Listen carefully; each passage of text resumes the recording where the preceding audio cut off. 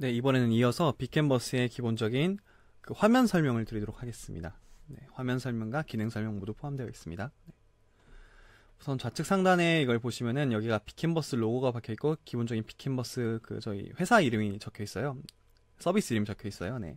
근데 이걸 클릭하시면은 로고를 바꿀 수가 있습니다. 이제 이거는 비즈니스 플랜부터 이용하실 수 있는 기능인데 본인이 속한 회사나 어떤 단체의 로고를 넣으면은 이제 클릭해서 들어오면은 그 로고가 보이고 워크스페이스 설정할 때도 보이기 때문에 좀 더 직관적으로 그 워크스페이스 구분할 수가 있겠죠. 그 다음에 좌상단에 있는 이 달 모양 표시는 다크 모드냐 기본 모드냐 이걸 설정할 수 있는 거예요. 그래서 뭐 클릭을 하면은 이제 기본 모드로 들어갈 수 있고 한 번 더 클릭을 해주면은 다크 모드로 들어갑니다. 네. 저는 다크 모드를 좋아하기 때문에 이대로 진행을 할게요. 네. 그 다음에 이 영역은 그 워크스페이스 영역은 저번 영상에서 설명을 드렸고 설정을 통해서 워크스페이스 설정 뭐 이름 바꾸는 거, URL 바꾸는 거, 로고 바꾸는 거, 플랜 바꾸는 거 다 가능하고요. 워크스페이스 삭제도 여기서 가능합니다. 네. 그 다음에 여기서 똑같이 멤버 관리 통해서 초대를 할 수 있고요. 이것도 설명이 드렸었고 네. 그 다음에 똑같이 업그레이드 통해서 뭐 프리, 퍼스널, 비즈니스 선택할 수 있습니다. 다음 좌상단부터 설명을 드리면은 즐겨찾기라는 게 있어요. 이거는 어떤 캔버스를 즐겨 찾는 캔버스를 등록할 수 있고 그거를 리스트를 볼 수 있는 곳인데 예를 들어서 제가 빅캔버스 사용법이라는 캔버스를 즐겨찾기 등록하고 그 다음에 뭐 5wise라는 템플릿을 즐겨찾기 등록을 했어요. 이 두 개를 했죠. 그러면은 이 두 개 모두 여기서 이렇게 보입니다.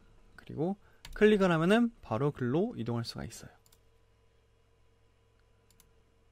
네, 이동이 가능하죠. 네. 다음 최근 탭은 제가 가장 최근에 본 캔버스를 순서대로 보여줘요. 그럼 제가 지금 본 게 그쵸? 처음에 빅캔버스 시작하기를 받고 그 다음에 5wise를 받고 그 다음에 빅캔버스 사용법을 받습니다. 네, 순서대로 떴죠. 네. 그리고 이제 공유문서함이라는 게 조금 애매할 수 있는 개념인데요. 이거를 설명을 바로 드리면은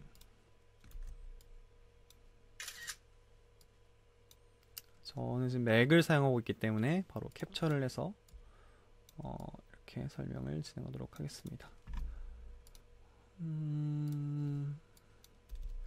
일단 워크스페이스 A가 있고 워크스페이스 B가 있고 워크스페이스 C가 있다고 칩시다.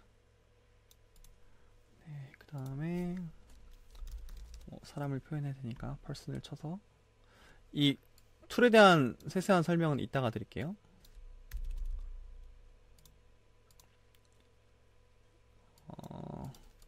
일단 이 큰 친구가 저라고 칩시다. 네, 저고 이렇게 외부인 이렇게 있고 제가 워크스페이스 A랑 B에 소속이 되어 있는 거예요.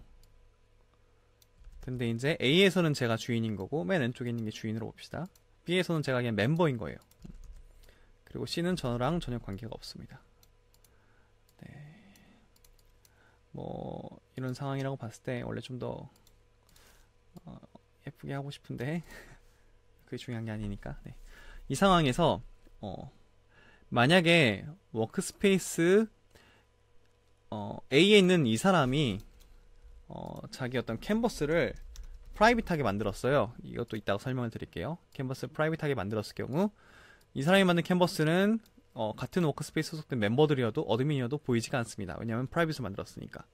근데 만약 이 사람이 본인 캔버스에 저한테 이메일로 공유를 했어요. 우측 상단의 공유하기 버튼을 통해서 이메일로 공유를 했습니다. 이렇게.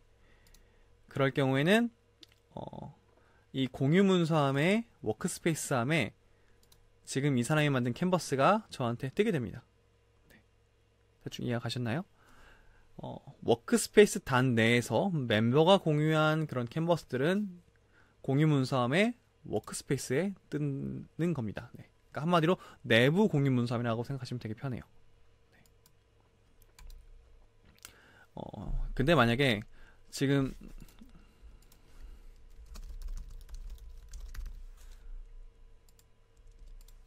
지금 워크스페이스 A 자체가 지금 제가 보고 있는 화면이고 지금 제가 들어와 있는 화면이라고 말씀을 드린 거예요. 네. 이 상황에서 공유 문서함을 클릭하면은 이 워크스페이스 안에는 이분이 저한테 초대한 공유한 캔버스가 보이겠죠. 근데 만약에 워크스페이스 C에 있는 이 사람이 뭐 프라이빗인지 뭔지 모르겠지만 이 사람이 저를 이메일로 공유를 했어요, 캔버스를. 그러면은 그럴 경우에는 이 워크스페이스 C는 워크스페이스 A에 있는 제 입장에서 외부기 때문에 외부 공유 문서함에 그 사람이 보낸 캔버스가 뜨게 됩니다. 네. 이런 식으로 공유받은 캔버스를 관리할 수가 있어요. 말씀드리고 보니까 B는 왜 만들었는지 모르겠는데. 네. 그렇고요. 일단 빅캔버스에 회원가입을 해서 계정이 있는 것 자체가 좋은 점이, 본인이 빅캔버스를 메인으로 사용하지 않더라도 계정이 있으면은 그 계정을 통해서 계속 초대를 받고 공유를 받으면은 공유 문서함이 전부 다 그 리스트가 뜨기 때문에 관리가 한결 더 쉽습니다. 네, 그렇고요. 활동 기록은 말 그대로 활동 기록이에요. 제가 지금 이 제목 없는 캔버스에서 막 오브젝트 몇 개 만들었잖아요. 그게 바로 이렇게 뜬 겁니다. 9개를 했다. 네, 더 상세하게 뜨진 않고 이 정도로만 뜨고 있습니다. 네. 그 다음에 미팅스는 뭐 캘린더 기능이고, 이제 여기서 바로 찰스랑 가을이 저희 고양이 미팅을 했다. 비공개를 할 건지 말 건지 설정하고, 아젠다가 너 왜 사료 조금 주냐 이런 게 있다 치면은, 이렇게 크리에이트 하면은 캘린더 단에서 이렇게 캔버스가 만들어지게 됩니다. 네, 이런 식으로 이제 캘린더 단에서의 캔버스가 만들어지게 되는 거죠. 이제 여기에 쓴 내용은 이 좌측 사이드바에 있는 캔버스랑 관계없이 이 미팅스에서만 관리가 되는 겁니다. 여기서만. 네. 월, 주일, 스케줄 단위로 볼 수 있고요. 다음 빠른 메모는 이제 정말 메모장 같은 기능으로 만들어진 건데, 사실 이 빠른 메모 기능에 대해서는 이제 지원을 앞으로 종료할 예정이에요. 네. 확정된 건 아니지만, 네, 이제 저희가 4월 말경에 빅캔버스 2.0이라는 새로운 게 이제 업데이트가 좀 대규모로 되거든요. 네. 그래서 빠른 메모 쪽은 지금 사용을 하지 않는 거를 추천을 드립니다. 네. 그냥 캔버스를 쓰시면 돼요. 네. 그렇고, 그 다음에 좌측, 이제 요걸 말씀 안 드렸네요. 지금 이 부분, 이쪽이 사이드바라는 공간이고요. 잠깐 치워서, 이쪽이 슬라이드 패널이라는 공간입니다. 말 그대로 페이지, 클릭한 페이지를 더 만들 수 있거든요. 한 캔버스 내에서 페이지는 거의 무제한 가까이 생성할 수 있습니다. 이 페이지들을 클릭해서 이동할 수 있는 슬라이드 패널이에요. 네. 이쪽 공간이 슬라이드 패널. 그리고 이것들을 툴바라고 부릅니다. 도구들이 있는 거, 툴바. 그래서 슬라이드 패널은 이렇게 닫을 수 있고, 열 수 있고, 프레젠테이션 모드를 들어갈 수 있습니다. 이런 식으로. 네, 이렇게 뭐 키보드, 마우스로 왔다 갔다 할 수 있고요. ESC 누르면은 나오고. 네. 그래서 사이드바를 마저 설명을 드리면은, 사이드바에서는 이 그룹이 있고 아래에 캔버스가 있어요. 그리고 지금 보시는 것처럼 캔버스 템플릿일 것처럼 캔버스 안에 또 다른 캔버스가 들어갈 수 있습니다. 캔버스 안에 서브 캔버스. 그리고 이 위쪽을 보시면은 그 캔버스 간의 위계가 표현되고 있어요. 사실상 그룹이라는 거는 말 그대로 라벨링에 불과해요. 그냥 뭐 사료 그룹도 있을 수 있고, 뭐 예시 그룹이 있을 수 있겠지만, 이 예시 그룹 내에 있는 캔버스 템플릿을 클릭한다 치더라도 이 좌상단, 그러니까 중앙 상단에 있는 트리 구조에서는 캔버스 템플릿이라는 캔버스 이름만 뜹니다. 네. 말 그대로 그룹이라는 거는 정말 라벨링에 불과하고 제일 상위에 있는 구조는 캔버스에 있는 거예요. 그리고 캔버스 템플릿 안에서 만약에 링 캔버스 있죠? 이거를 더블 클릭하면은 캔버스 안에 캔버스로 들어온 겁니다. 서브 캔버스. 이런 식으로 계속해서 만들 수가 있어요. 얘는 뭐 서브 캔버스라는 거고, 이렇게 만들게 될 경우에는, 네, 그러네요. 감사합니다. 이렇게 하면은 이렇게 캔버스 안에 캔버스까지 들어갈 수 있게 되는 거죠. 이건 똑같이 여기서 클릭하면은 이렇게 표현이 됩니다. 이런 식으로 캔버스 간의 위계를 설정하면서 생성을 하면은 캔버스 관리를 더 쉽게 할 수 있겠죠. 네. 보통 이제 뭐 회사 같은 경우는 그룹은 뭐 마케팅, 뭐 세일즈, 뭐 컨텐츠, 뭐 데브팀 이런 식으로 나누기도 하고요. 뭐 이제 학교 같은 경우에는 이게 뭐 클래스 반 단위가 될 수도 있겠고, 아니면 이게 어떤 과목 단위가 될 수 있겠죠. 네, 편하신 대로 라벨링을 해주시면 됩니다. 그렇고요. 뭐 캔버스, 네, 이렇게 클릭하면은 이제 아이콘을 바꿀 수가 있어요. 뭐 본인이 편하신 걸로 바꾸시면 되죠. 근데 이제 처음에 캔버스를 생성하면은 이런 빈 종이 표시가 있거든요. 이거는 한번 바꾸면은 다시 되돌릴 수 없습니다. 네. 그래서 이제 오히려 이거를 이제 좀 잘 활용하시는 분들도 계시더라고요. 뭐 이제 아이콘을 바꿨을 때 아이콘을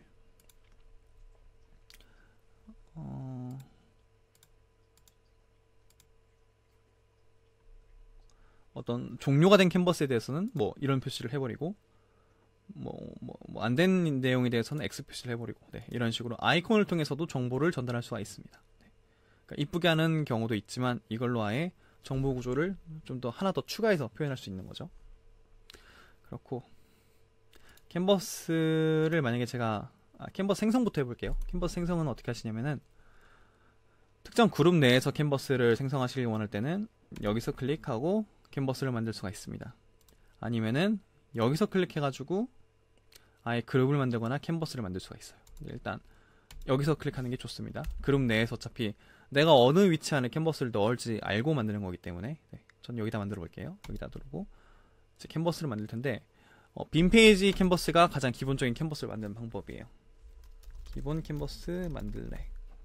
포맷은 이제 가로 형태, 세로 형태, 모바일 형태 최적화 할 수 있고, 권한이라는 게 이게 퍼블릭이냐 프라이빗이냐 이거예요. 워크스페이스라는 게 이제 찰스의 홈이라는 워크스페이스 안에 있는 모든 멤버가 여기 있는 제가 지금 만드는 기본 캔버스 만들라는 캔버스에 모두 다 자유롭게 들어올 수 있는 거예요.